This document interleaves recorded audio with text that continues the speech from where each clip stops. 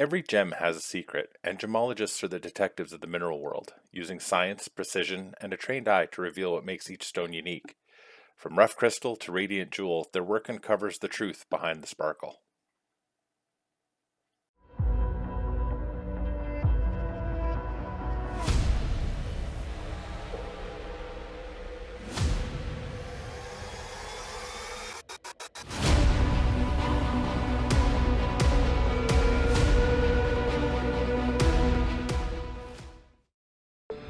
Hey guys, welcome back to That One Thing. Today we're here with Marissa, Nature's Best Rock and Gem in Leduc. So Marissa is a gemologist, is actually going to help us out. Marissa, thanks for having us today. I really appreciate you letting us come in, take a look around, kind of play with everything. So right out the gate, I know I'm going to get asked this question a lot. What is the difference between a gemologist and a geologist? So gemology is more of a subjective science than I would say geology is. Okay, so it's kind of more of a specialty aspect of it. Oh yeah. Okay, so definitely more of a focus fire.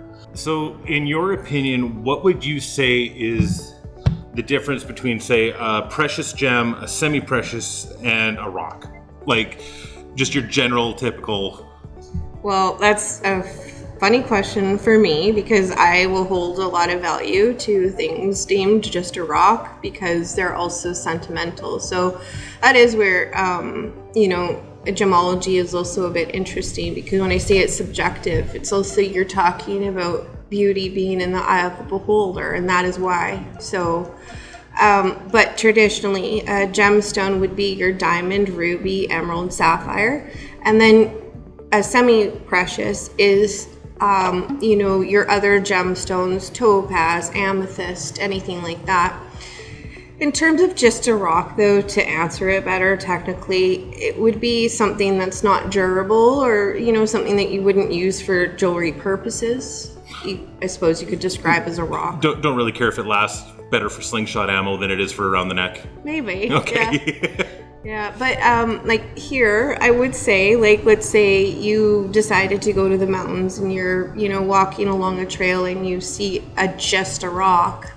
It's interesting because the mind will hold that just a rock, depending on the importance of the trip, as it being, possibly of some value all of a sudden because of that. So that's where I like to even take just a rock and show that it actually can be turned into jewelry. How easy is it, if you're heading to the mountains or whatnot, like you're saying, how easy would it be to find something of value in that regards? Like, say, tiger's eye or an amethyst or... in that setting, I think you're going to come across the stuff that is just a rock. Okay. Like the river rock or, one that stands out a little bit more red against the river of beige rocks. You hold that in your memory, but, and if you had it, let's say in a dish or in your car and you pick it up, your memory will hold that and you'll go right back to that spot where you grabbed it from. So it's like, how all of a sudden does that not have value? Okay, so the idea is almost as much, like you said, the sentimentality of it, where you get taken back to that point in time versus what you could sell it for.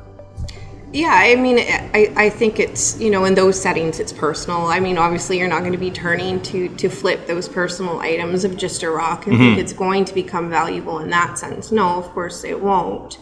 But, around Alberta, are you just going to go and come across tiger's eye? No. I wish. Fair. We've got, I suppose in terms of Alberta being special, ammolite. Ammolite's a big one here, yeah. Yeah. So I know that for a geologist and whatnot, you do have to go to school, you do have to get that degree and whatnot. Is it the same for a gemologist? Like, what kind of education background, what kind of schooling? Well, a geologist will go to university, and a geologist, you can be studying, environmental geology, historical geology. Where a gemologist comes in, it's a more specialized school, not a university though.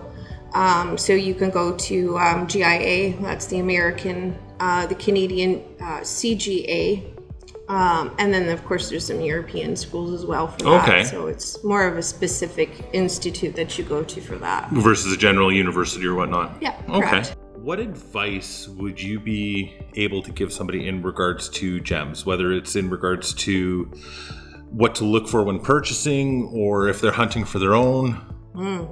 Like in terms of a store, obviously going to what you feel as being like a reputable place. You know, what something is initially priced at can matter. It can give indicators as well. Okay, here's a good example, like turquoise, for instance. We know that it can be, you know, heavily dyed, you know, using howlite, but turquoise is also a color description. This is true.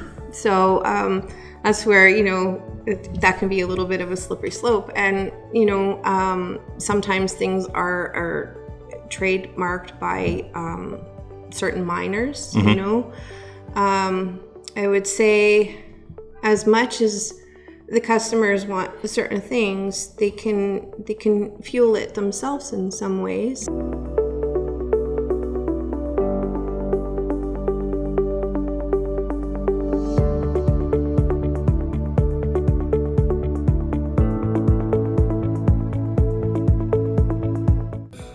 I mean, everything in regards to the job and whatnot, what would you say is the best part of being a gemologist? The fingerprints inside the gemstone tell a story. Like peridot, for instance, can look like a lily pad. It's very distinctive Interesting. to it. Yeah. You know, understanding that peridot is indrochromatic, and meaning self-coloring, and it's the only gemstone like that. So knowing like the little stories that is neat. That once upon a time it was called Evening Emerald. Okay. And it you know, was very well respected by royalty. And today I think a lot of times people kind of dog on peridot when they really shouldn't. So it's actually quite a fascinating little gem. So the beauty of it, working with it, the storytelling, and what I think I love about the business as a whole is you're never bored. There's always something. Yeah, it doesn't matter from the science to the metaphysics to working with it. It really doesn't matter. It's endless. So as a gemologist running your store, what services do you offer when somebody walks in the door? Like if somebody comes in looking for X, what can you offer them? A lot of times a very personalized service. Okay. So, I mean, yes, you can have mass manufacturing, which is fine, but if you want something with a more sentimental and tailored touch, I see rocks as art. And, you know, taking that and turning that into memories for people is something that is a huge layer, what I really enjoy doing with people. Okay. How so? Like, are we talking like dressing it up, or are we? Oh, sure. Yeah. I mean, you can turn it into, I lean heavy myself into wire wrapping. Okay. And like with wire, I mean, again, it's art, but it's also a very excellent way to affordably hold stones that you might just deem just a rock, and it can just quickly be turned into something really nice to it being cut. Okay. And, you know, maybe you turn it into a cabochon, like the layers that you can take it is what's really neat. Mm-hmm. Yeah. Okay. And in regards to, like you said, a personalized service and whatnot, so if I come in going, I think this is a geode, can you help me out? Yeah, can you cut it for me? Yeah. Sure, yeah. Okay. I can, got polishers upstairs, and I can cut up to 12-inch, I have a 12-inch slab saw. Oh, nice. Yeah. So you could do a fair size then? Yeah, up to 12 inches. Just Nice. roll that through. Yep. I know we talked about, you know, what to look for and kind of what to pay attention for when you're walking into a store when you're looking. And I know we talked about it being a lot more of a personal experience, but if I came in with, say, like for argument's sake, let's say a jade figurine or something like that, are you able to help with like the appraisal process or to set that up, or? Yeah, that's where you there's no harm in seeking out whether or not you have something of value, right? So let's say a jade figurine, for example. Do you have it appraised or don't you, right? So what an appraisal is for insurance purposes, and what a lot of people confuse is they actually think it's about its actual value. Okay. And so a good example of that would be, someone's engagement ring where, they buy it for $2,000, it gets appraised at $4,000, and they try and sell it for $3,000. Okay. So what an appraisal does is it's replacement value. So if it was something special, let's say this jade figurine was made by a special artist, and you paid, top dollar for that, is it worth getting an appraisal for it? Yes, quite possibly. Or is it something that you got while you were traveling at a tourist place for, and you spent $40? In that case, I would say it's not worth getting appraised. Okay. Yeah. No, that makes sense then. Marissa, thank you so much for going through and answering all the questions. Yeah. I really appreciate it. Thank you. One other thing that I wanted to throw in here, guys, is I'll leave all of Marissa's socials and whatnot down in the description below. But one of the things that she does is she does like to hide stuff around the area. So I am going to team up with her, and we are going to stash something, and I will put that up as a short down the road, as well as it'll be available on her info as well.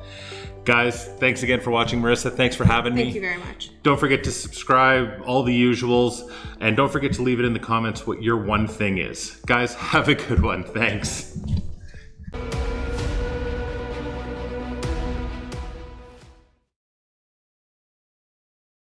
I'm funner over here. Right? Get slingshot ammo.